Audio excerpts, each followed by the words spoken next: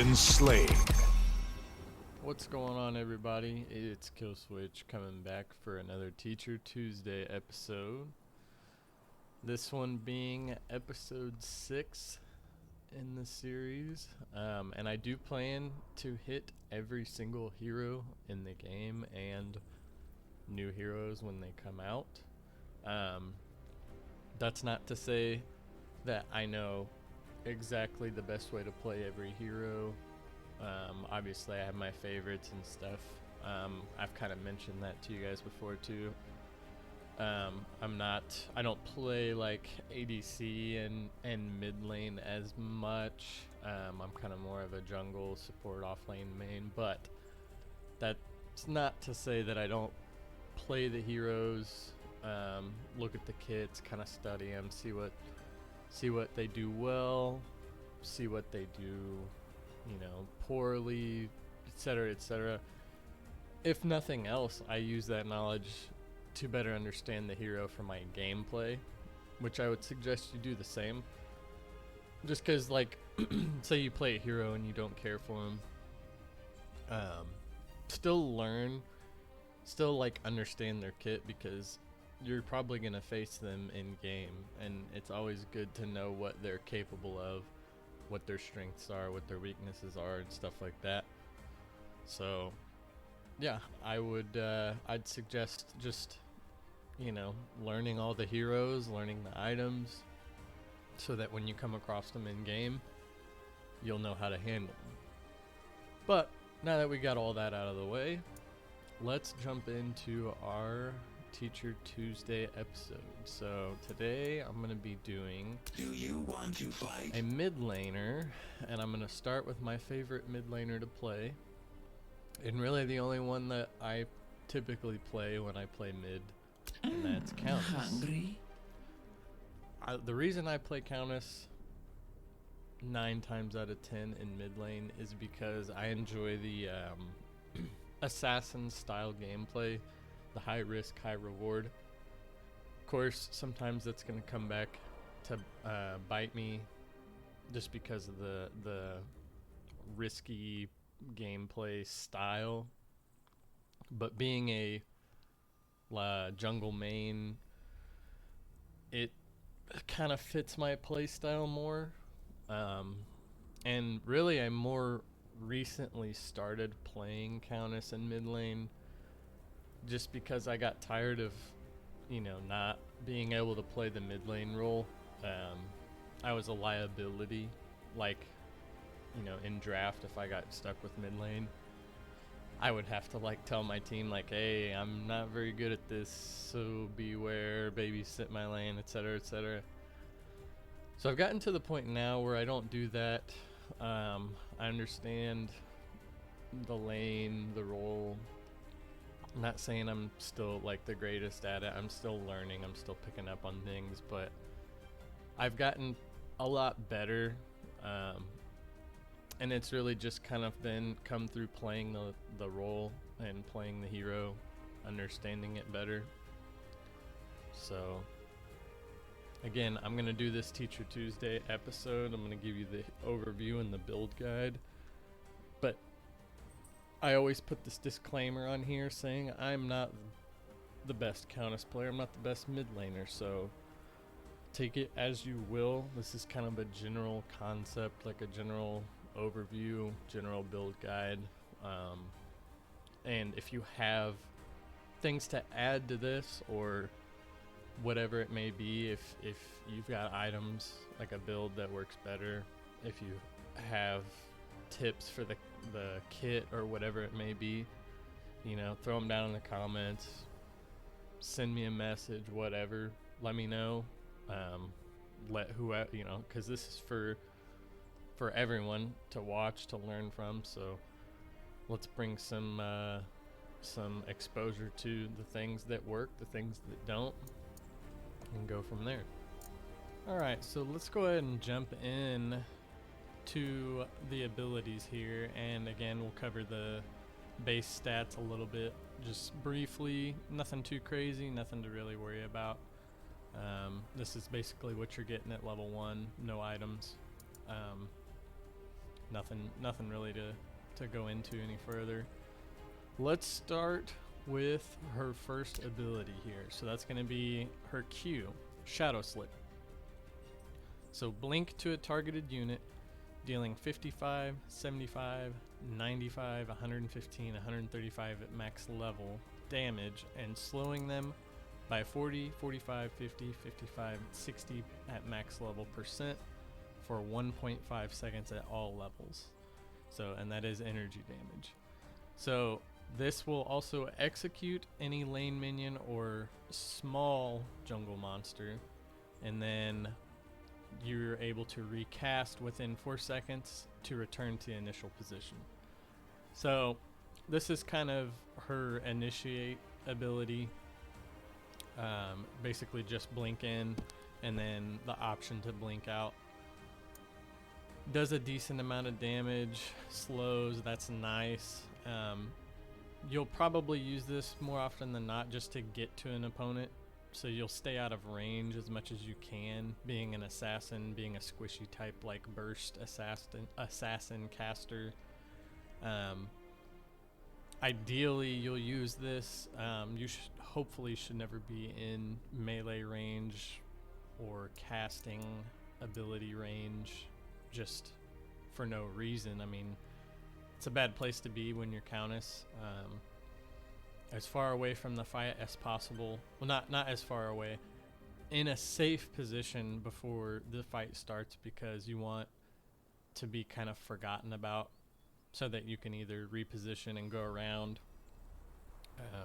targeting the squishier heroes on their team.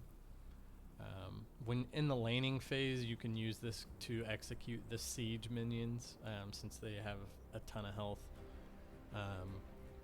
Usually you'll blink in on the siege minion and then kind of like, right click or dark tide. We'll get into those abilities in a little bit, but wave clear basically. But that Q being an execute on a smaller minion is nice in a pinch. And it is worth noting that that also does work on the super minions after an inhib falls, so you don't have to mess with trying to kill a lane or a super minion for 5 minutes that it takes. Just literally blink in on it and it will execute, so that's always a plus. But yeah, basically just going to be your initiate. It'll get you in range to do your burst while dealing damage and slowing so that they can't just run away from you. Moving on to the next ability though will be your Dark Tide. So this is kind of like her highest damage dealing ability basically. I mean, besides her ultimate, but this is kind of like your this is like your straight line. It's not really a cone, it's a straight line out in front of you, basically about the width of her body or so, maybe a little more, and in a straight line forward going up to a decent distance. I think they just buffed it, so let's see, range 850. Yeah, so I mean it's got a good distance on it now, which works great. Not so much necessarily for the hero killing aspect of it, but honestly for the wave clear, because a lot of times what you would run into is the way the minions are spread out in lane. It was annoying to try and line up like your right click, because your right click is AoE around you, and then your E is a line out in front of you, so it's kind of strange to try and line that up for wave clear. But now with that extended range on it, it feels a lot better. Feels a little bit easier to clean up minion waves. But this does 90, 120, 150, 180, and 210 damage at max level to all units in that straight line. And so that is a width of 300 units and a range of 850 units. And the cooldown on this is relatively low. The mana cost does get pretty high at the later levels, but rightfully so. This is the ability that packs the most punch outside of her ultimate. So, and that is energy damage. So we'll scale with energy power down here. Energy power scaling 90. So it hits hard. There used to be, so her right mouse button used to be a damage multiplier ability as well. They recently removed that with the recent patch. Now it's all based off of her passive, I guess, technically. I'll get into it as we go through, but now it doesn't matter so much what order you do these abilities in. There's no like damage boost other than what was on Warlock, basically. But anyway, we'll get into that stuff later. So ultimate is the next ability. It's Feast. So that's leap to a target, suppressing them and dealing 200, 320, and 450 damage, and that is energy damage at max level. So that is the hardest hitting ability. That's your finisher if you have it up. The cooldown on it is relatively high, but there's things you can do to lower that. There's items you can get cooldown reduction. There's like aspects and stuff that you can throw in to lower your cooldown. But basically what this is going to do is it's not a stun, but it does hold them in place while you cast. So for the cast time it takes to do this and deal the damage, it does hold them in place. So it's kind of like a crowd control in a sense, but you do have to be relatively close in range to use this. 550 units, yeah, that's not very far away. So typically you'll use this as the finisher after you've blinked in, you've done all of your damage dealing abilities, and then you'll finish with this. Mid to late game, typically one combo of this will kill an ADC or an enemy mid laner, depending on how they're built. I know some mid laners will build a little extra energy armor, and there is energy armor built into certain items. But typically a squishy hero mid to late game, you'll one burst with this combo. So moving on to the auto attack here, basic attack, nothing to see, and you won't ever really build anything into her basic attack unless you go into the item Mage's Crossbow. I mean, it can work, it's fun, but I don't see it as, it doesn't help her kit as much, so I wouldn't worry too much about that. It is a possibility, but I'll kind of go over that more with the item and the build guide and stuff in a little while. But so next ability is right mouse button. That's Blade Siphon. So deal 70, 110, 150, 190, and 230 energy damage at max level around yourself in a small area. And so this used to, if you would kill either an enemy hero or a minion, would heal you for a percentage of your health on the kill. They changed that. They took that out of this and they actually added it into the passive, which I'll cover in just a second. But it used to be that it also gave you a damage modifier, so whenever you would hit this, the next ability that you cast would deal additional damage, and again they took that out of this. So before, the combo used to be blink in, right mouse button, dark tide, and then feast, which now it's not so much reliant on which order. I think most players probably still just do Q, right mouse button, E, and then ultimate, just because it's that muscle memory, but that's not necessary anymore. So yeah, pretty simple ability now. The energy power scaling at 75. The cooldown's 8 at all levels, so that's, that's not too bad. That's manageable. And then your mana cost is not too bad either. Higher levels it's going to be high, but at that point you should have quite a bit of mana built and things like that. So your radius 350 units, that's not much, so that's in a circle around you, so that's pretty much within melee range. But yeah, that's right mouse button. Let's get into her passive now. So her passive, Dark Drain. Regenerate 3 at all levels % of your target's maximum health per minion kill, and 15% at all levels per hero kill. Health is regenerated over 2 seconds at all levels. So this was the right mouse button effect was added into this in a sense. This was kind of reworked. It used to be you would regenerate a percentage of your own max health, which really didn't seem to be useful, especially earlier on, because Countess doesn't have a ton of health and you don't build a ton of health. So the rework on this actually makes it feel a little bit better in the sense that you're going to regenerate 3% of your target's max health, which again, you know, you're going to be targeting mostly squishies, but you will have times where you're fighting, you know, the jungler or the offlaner or whatever it may be, so that's always good to have. Plus the minion kill health regen is always good for the laning phase, because that'll help your sustain. And then it does have down here, what they added in is now your minion percent health regen. So that's for every 100 energy power you build, you get an additional 1% of that maximum health for minions, and then heroes the same except 5%. So basically, if you have 100 energy power built, you'll get 20% of their max health per hero kill. So there's something to keep in mind. I don't know what the average energy power total is by end game. I would reckon it's probably upwards of 150, 200, possibly even more, depending on what items you buy. I've never actually sat down and done the math on it, but something to remember.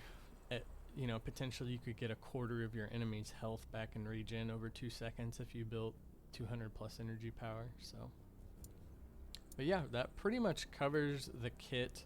I do want to kind of briefly cover playstyle, just because she is kind of a more like a higher skill gap hero. So even though she is a melee range, quote unquote melee ranged hero, you don't want to treat her as a brawler. Her best abilities and stuff, like the main thing that makes her so good is her ability to Q in, dump a ton of damage, and then blink right back out. If you're getting caught in melee range situations constantly,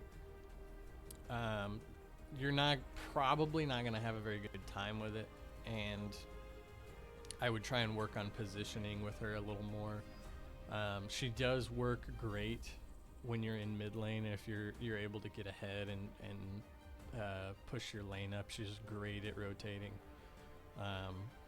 because she's, you know, an assassin. So basically, if you know your enemy duo lane gets caught out and you have your lane shoved up, you can go over there and get at least one easy free kill targeting that ADC. That is one of her strengths, is just being able to rotate. She's essentially like a second jungler as a mid laner, because you always kind of have to be aware that she could be coming around. Now, one thing I also will cover with her too is she does have weaknesses as far as matchups go. She's very susceptible to any type of crowd control. So if you're facing a Bellica in mid lane, if you're facing even a Gadget who can poke at range, it can be a tough fight. So if you know that going in, you may want to play a little safer. It's better to farm safer than to try and aggressively farm and get yourself caught out, because most people know how Countess's kit works, especially ones who play a lot of mid lane. So they're going to know how to counter that pretty well. They're going to wait for you to dash in on a lane minion, and then they're going to stun you and put some damage on you right then and there. So just something to keep in mind. If you get ahead even earlier game, you can't use that you can't be too aggressive with that, because again, any type of CC, if you get caught out in the jungle by like a Steel or a Grux or something, you're not going to win that fight. They're going to have too much CC and too much damage and too much tankiness for you to be able to win that fight. So just earlier game, I guess, you know, moral of the story is earlier to mid game, you're going to want to play a little bit safer. And knowing your targets, map vision is huge. Warding is huge with her because she is so susceptible. just be aware at all times. It's not like, you know, she doesn't have a Gideon escape or you know, like a stun to get herself out. So you just have to really be cautious with her kit. So, but that's enough of that spiel. If you have any more questions about gameplay and stuff, there's you can always ask myself. You can ask, you know, in the Discord. You can ask, you know, anyone.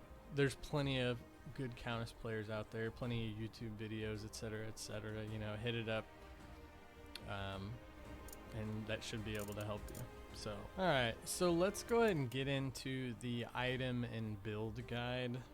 And I know I didn't really cover it a whole lot with the previous like ability overview and things like that, but I should make a note that Countess can be played in multiple roles. So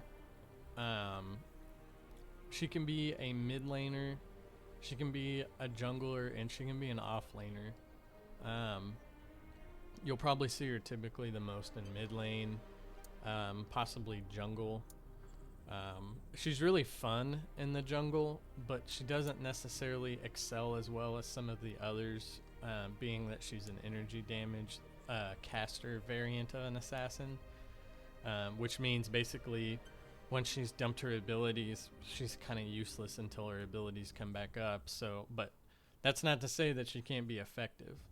She can be very effective in the jungle when she targets the right people. So if you can remove the ADC or the mid lane from a fight, that's huge for a team fight. So just wanted to throw that out there.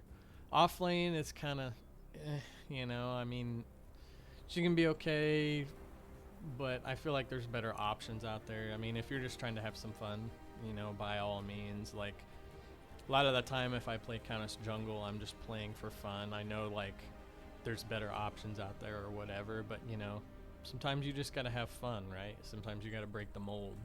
I don't want to use Fang Mao every game, you know, or at all in my case. Like, I can't stand using him, but hey, you know, you do you on that one.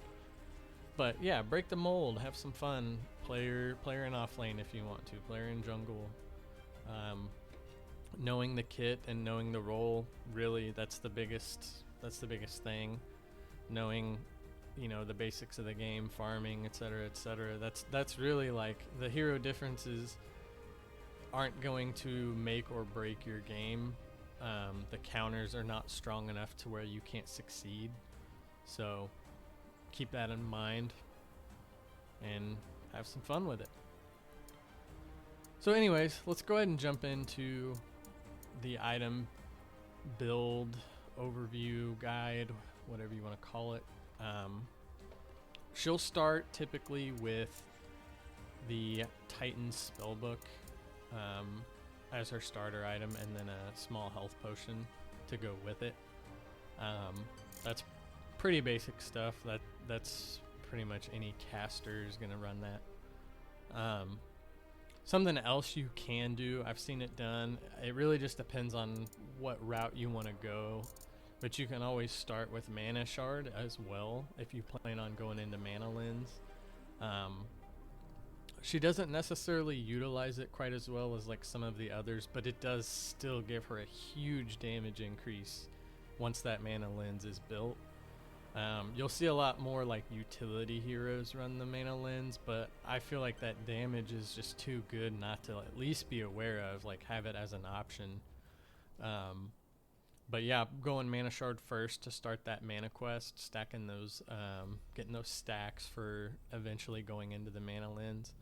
You could always buy that first thing. Now, of course, you're gonna trade some energy power and a little bit of health in that mana regen passive on the spellbook. But what I've seen people do is they'll buy this in a small health pot, and then they'll shove their lane up once they have enough for the spellbook, and they'll just back real quick and grab it, and then head back to lane. You can do that. I mean, I think either way. I think the Mana Shard going into Mana Lens route might be a little slower. It might take a little bit longer to come online, but once you do, like if you can get to that point where your Mana Lens and you know you've got a couple of items online already, it could be pretty big. I mean, that power spike is insane on Mana Lens. So just something to keep in mind. There's no right or wrong way to do it. I just think that maybe the spell book is a little quicker, just because you don't have to worry about backing, at 500. Because backing at 500 gold, that's probably like before 5 minutes, probably like before 3 minutes, honestly. So, and when you back, you're losing experience, you're losing farm potentially. So that's just, it's one of them things. It's a trade-off. See what works, see if you can time it right. A lot of people try and shove that lane up under tower so they're not missing anything and get back to lane real quick. That's always a possibility there. So now once you've figured out which of these routes you're gonna go and all that, typically the first item I'll build, and I know this one's kind of up in the air. I've been kind of toying around with different ideas, different items for my first build. But the kind of tried and true one that always seems to do the best for me is Apocalyptic Epitome. It seems to hold the most early game value, and its build tree is pretty good in the sense that your components are going to give you quite a bit of like stat boosts either way you go. The power cell gives you energy power cooldown reduction. The arcane spirit gives you energy power energy pen, which is pretty good early game. Even just small amounts is good early game.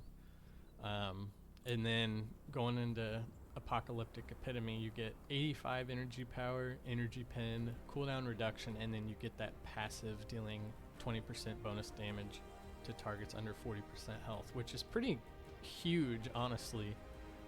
I mean, that can make your abilities hit harder earlier in the game, make them feel like your mid to late game ability strength on them low target enemies.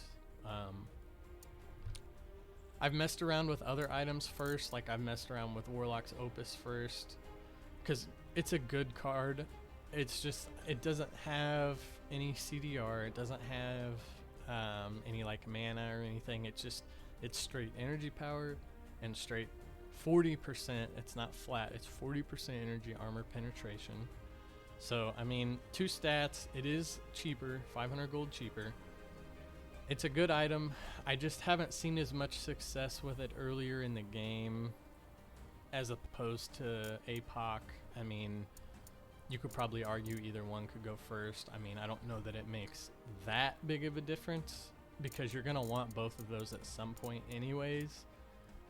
It's just a matter of which one do you go with. Well, go with what are you trying to build into? You might go Opus first if you have a really like tanky enemy team, even from the get-go, like you've got a steel support, a Sevarog jungle, Kwang offlane where everyone's already naturally tanky. You may go into that first, but that's kind of a situational thing. On the fly you make that decision and then kind of go from there. So another good item to build for Countess is the earlier the better, but I wouldn't prioritize it. And it's more of like you can use it, like you don't need it, but it's kind of a good tool to have, is the Quantum Blink, because that's giving you energy power, mana, cooldown reduction, and a blink. You consume 75 mana to teleport. That's pretty good. It's a pretty relatively cheap item, and it does give you a decent amount on the stats. So I typically have had the best luck when I build this either second or third. Like I said, the earlier you have it, kind of the more dangerous you can be with it. But if you're not ahead, it makes it difficult. It almost makes it like you have to play safer, so you don't necessarily want to use that teleport all the time. So it's kind of one of those situational things where if you're on par or a little bit behind the enemy mid laner, you may have that blink just sit there from time to time, or you might have to use it as an escape and not be able to use it as an offensive tool. But again, situational. It's one of them things where you know, you might be ahead, you might buy this, and you might get behind. You never know. Like you can't predict the outcome. So just kind of build to your play style. Build, like, if you like to be more aggressive with it. She is an assassin, so technically you could be more aggressive, but that could also get you, you know, behind quicker if you die earlier on or feed or whatever it may be. So just keep that in mind as you build these items. Try and make it make sense to how the game is going, what you're doing, and, you know, what the enemy's doing, so on and so forth. And so I mentioned earlier mana focus and mana lens. I think these are good items with the damage bonuses you get specifically from mana lens, because mana lens, you get 3% of your max mana as energy power, and it automatically right off the rip gives you 1250 mana, which I think, like, baseline Countess's mana is somewhere around like 600 or 700. I can't remember. Hold on. Actually, we can look at these things. So base mana at level 1 is 360, but by the time you would have this item, you know, you're looking at least, at the very minimum, like 700-800. And so you're talking 700, 800. So you're talking over 2,000 mana already. 3% of that you're getting as energy power just from the passive. And then the other passive you're getting is, you know, when above 50% mana, you gain cooldown reduction. When below 50% mana, you'll gain 0.2% of your missing mana back every second. So that's more of a utility card in that sense with that second passive, but still, that energy power bonus is huge. So really good item. If you want to go through the mana quest to get it, you know, by all means. That's kind of more of a personal preference thing, honestly. So, and since I didn't talk about them yet, let's cover the boots. With the blue boots, there's no component other than just your standard issue boots, so it's a little harder to make this one, like, to build into this one in a sense, because like the other ones you could buy, you know, like your Stoic Greaves, you could buy your boots and a force shield, and then all of a sudden now you only have to pay like 250, 300 gold, whatever it is, to finish off your boots at some point. So a lot of times with Countess, what I'll do is I'll just buy the standard issue boots at some point, like between first and second item or something like that, even between, you know, even while I'm building my first item. If all I have is 300 and I can't afford anything else on that first item, I'll just go ahead and grab the first round of boots just to get that bonus movement speed. And then after second or third item, fourth item, somewhere in there, I will finish off the wares, because the energy penetration early probably isn't going to make like a huge difference to you, but it might later on, especially if you stack it with Opus or, you know, the pin you get from APOC. Now all of a sudden you're stacking pin and you're going to be hitting even harder. So just something to keep in mind with the boots. Another good item for Countess, and it's up, to me it's up in the air on when to build it. Arcane Amplifier is just, hey, we're giving you a metric shit ton of energy power, basically. So, and it goes based off your bonus energy power. So like, you could technically build this early, second item, and get enough use out of it to make up for that high cost. You could also wait 2, 3, 4 items later, build it, and just get a massive power spike. So it's, again, make it make sense to you. If you're already hitting hard and you're bullying the lobby pretty good and you're ahead, you don't have to rush the amplifier. You know, if you're already building something else or whatever, or if you're like, man, I really need to finish my boots, or I really need to focus my Opus, get my penetration, you wouldn't necessarily have to build this early. But if you're right on par and you're hitting and you're not able to completely kill, you know, your enemy mid laner or whatever, you might throw this on. You might start at least building it, because you're getting huge spikes just off the components, right? So You're getting 110 energy power off of 2400 gold. Nothing else with it. No pen, no cooldown reduction. You're just getting the energy power.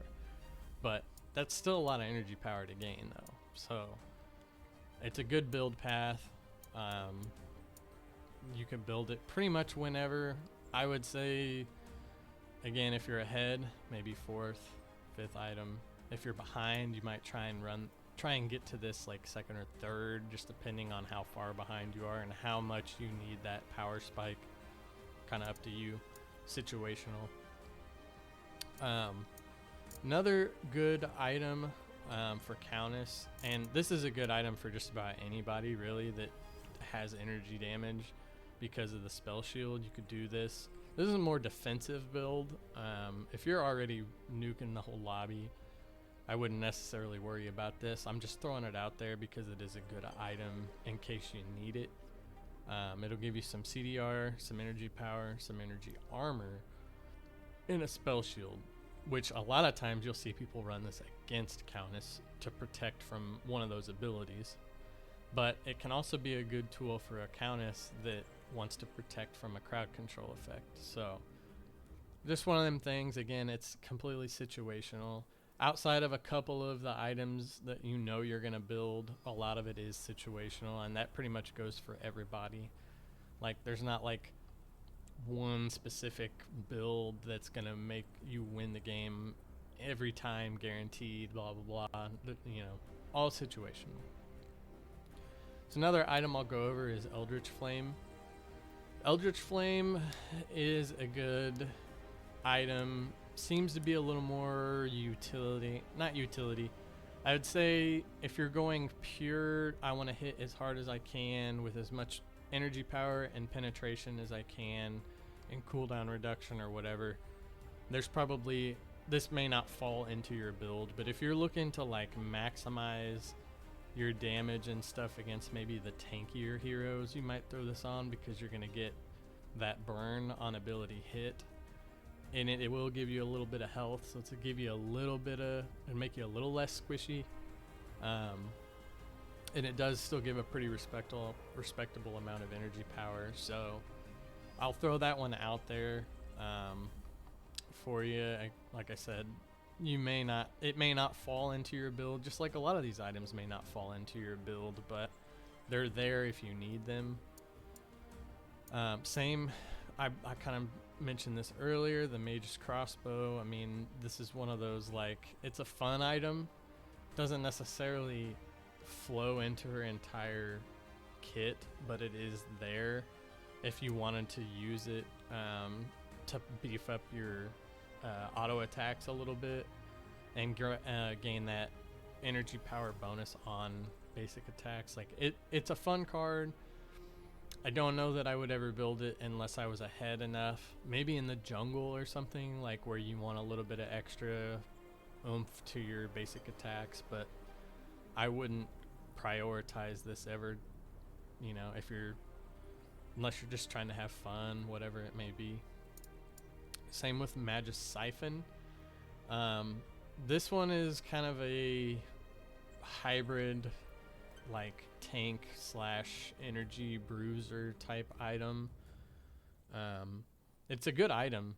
It's kind of similar to like your Sword of Souls with the stacking aspect and what have you, but it gives you energy power and health per stack, and then at max stacks, which is 75, your basic abilities have their cost reduced by 10%. So this might be maybe a more like if you were going into a jungle build where you're trying to be a little bit beefier and maybe try and do like a hybrid a little bit where you're not just strictly energy damage and out, like Q in abilities out. Maybe you're wanting to be able to stay in the fight a little bit, which is possible. You can maybe build this along with a Magus Crossbow, and then you're able to stay in fights a little bit longer. Even pair it with like your Eldritch Flame or something like that. Those are all options for building on Countess. You could go Cursed Remnant as well. This would be more for like if you just really felt like you needed the trauma on your abilities. I mean, there might be situations where you would want that. But typically you won't see too many Countesses run that unless it's real late game. It might be a late game flyer item or something like that. Nerve Jewel also, I mean, I don't love this play on Countess, but sometimes that might be your only option. Sometimes that stasis might just, you might have to sacrifice like a better item so that you can protect your team with a stasis. You'll see quite a few mid laners run this, like a Bellica or a Gadget or something, where, you know, if you're facing a really bursty team and you want this for team fights to be able to single out like a Fang Mount who's overreached or whatever it may be, you'll see that sometimes. But I don't love it on Countess, but sometimes it's a sacrifice you'll have to make. Just throwing that one out there. But that pretty much covers basically all of the items that you would want to use on Countess. I mean, you could even run an Arcane Surge, like that's kind of like your bio infuser for mages. Again, it could be a fun item. I've never actually tried this on Countess, but I imagine you're going to get the most damage out of the straight energy power, energy pin, like cooldown reduction build. But this might be a fun, you know, option just to see how it works. Matter limiter, you know, that's another one. Applying the slow, like obviously your goal is going to be to kill the enemy, not to like be a supportive mid laner assassin. Like, it does give you some health and some mana, so that does give you some utility, but I think your other items would probably be a little bit better, especially given like the passives on like your APOC and like your Eldritch Flame, your penetration on your Opus, your bonus energy power from your amplifier. Like, those are all just better for damage dealing, whereas these other items can be more just utility, whatever. So just, again, make it make sense to you. Build it the way you want to. Build it the way it works best with your playstyle. Basically, is that's kind of the bottom line, and that's kind of the bottom line with every hero. Is you have items that are obviously going to go well. They're going to give you all the stats you want, but the passives and the actives and stuff like that can sometimes make or break your build. So just be aware of those things when you're building. Like, hey, this gives really good stats, but that passive doesn't, like this passive on Matter Limiter doesn't outweigh the passive on, you know, APOC. So I'm going to go with APOC, etc., etc. So yeah, that basically covers the build guide. I'm not claiming to be the best Countess player or mid laner or anything like that. So if you've got more tips, tricks, builds, items, whatever it may be, play style, if I missed something, if you want to go more in depth on something, throw it down in the comments. Let's try and make all these videos a learning experience for everyone. I'm always open to feedback, and I'm always trying to become a better player and learn more about the game. So if you guys got something for me, throw it down there. I'm hoping you guys are enjoying the videos. Again, I'll be back next Tuesday with another one of these. If you have a suggestion or if you have a hero you want to see, throw it down in the comments and I will do my best to cover it. So with all that being said, thank you guys. I'm out.